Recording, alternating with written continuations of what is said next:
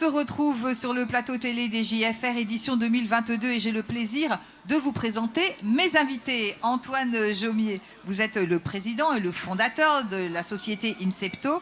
Professeur Patrice Taourel, vous êtes donc radiologue et spécialiste en imagerie viscérale et en scénologie au CHU de Montpellier, c'est bien ça ? Absolument. Et vous êtes également président de la commission médicale d'établissement. Alors justement, professeur, ma première question est pour vous.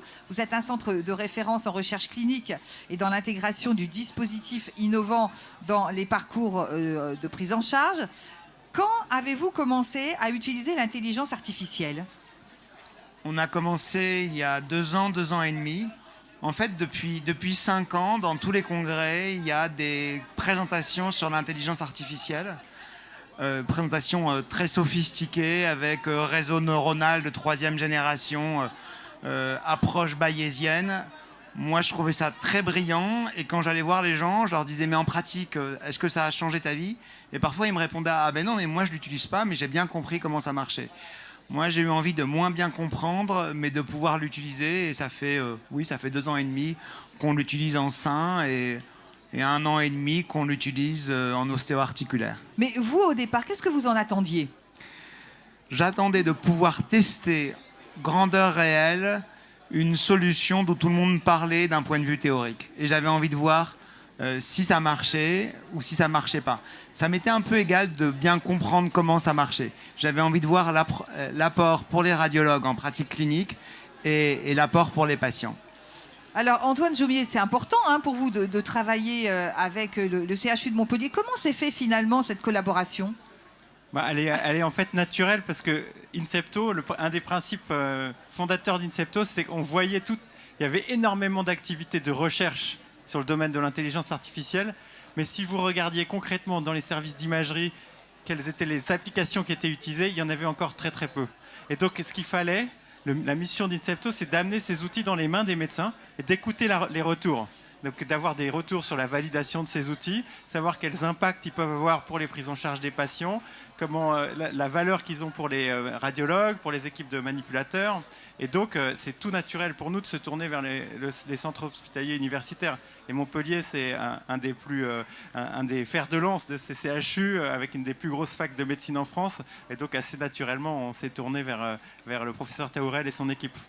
Professeur Taourel, concrètement, quelles sont les solutions que vous utilisez ? Aujourd'hui, on utilise 2 solutions dans la vie de tous les jours. On utilise ça en scénologie et pour toutes les mammographies réalisées, on est aidé par l'intelligence artificielle et on l'utilise en ostéo-articulaire dans le dépistage des fractures. Et dans le dépistage des fractures aux urgences, c'est vachement important parce que il ne faut pas croire qu'il y a toujours le radiologue ostéo-articulaire en pleine forme, très réveillé. Il y a des internes, des orthopédistes, des urgentistes, des gens fatigués au bout de la nuit. Et donc, avoir ces solutions, c'est très important pour nous. Et d'ailleurs, ce qui est intéressant, j'ai pas de résultats académiques. Il y en a pas mal de publiés. Nous, on travaille, mais j'ai pas de résultats à vous donner. Par contre, je peux vous donner de la pratique. C'est que plus personne ne veut faire sa vacation de céno sans l'intelligence artificielle et les urgentistes ne veulent plus être en première ligne en traumatologie sans l'intelligence artificielle. Et au-delà des résultats scientifiques, de la fiabilité, de la sensibilité, de la spécificité, c'est ce qui me paraît le plus important, moi. Antoine Jomier, qu'est-ce que vous attendez de cette collaboration ? Bien évidemment, les retours que vous avez des radiologues vous permettent d'avancer.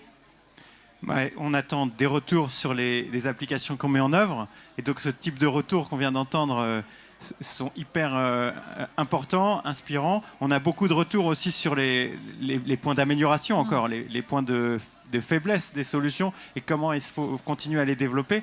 Et de replacer tout ça dans un contexte plus large des enjeux en imagerie.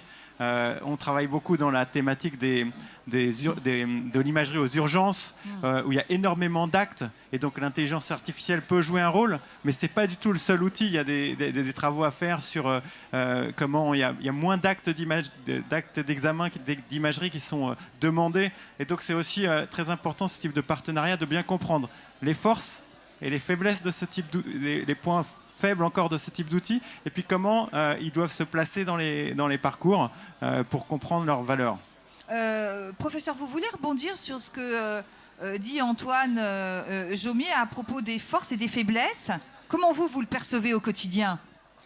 Alors, au quotidien, c'est vrai qu'il y a à travailler, et on travaille d'ailleurs avec eux. La solution de scénologie, c'est un peu simplifié. La solution d'ostéo-articulaire, c'est enrichi, par exemple, avec la reconnaissance des épanchements intra-articulaires pour le coude ou le genou, qui est quelque chose d'important en traumatologie. Donc, on travaille avec eux. Paradoxalement, on ne gagne pas énormément de temps, parce qu'on doit également éliminer les faux positifs. On a juste des meilleures performances et donc un peu plus de confiance diagnostique, et c'est extraordinairement important. Nous, je vais faire un peu de pub, on organise, et l'équipe d'Antoine sera présente, mais d'autres solutions d'IA aussi. Un congrès sur le dépistage personnalisé à Montpellier le 19 et le 20 janvier. Et on va tester ensemble en temps réel ces solutions d'intelligence artificielle avec un data challenge. Et vraiment, je suis certain qu'on ne pourra pas se passer de l'intelligence artificielle. On n'est pas en compétition avec l'intelligence artificielle. On ne gagne pas nécessairement du temps. On est juste radiologue plus IA, plus performant. Comment vous pensez que dans l'avenir proche et plus lointain, elles vont justement s'inscrire dans ce flux de données? Bien, je pense qu'il y a 5 ans, tous les radiologues avaient très peur de l'intelligence artificielle. Ils se disaient, on est en train de me prendre mon métier. On s'est aperçu que pas du tout, vraiment pas du tout.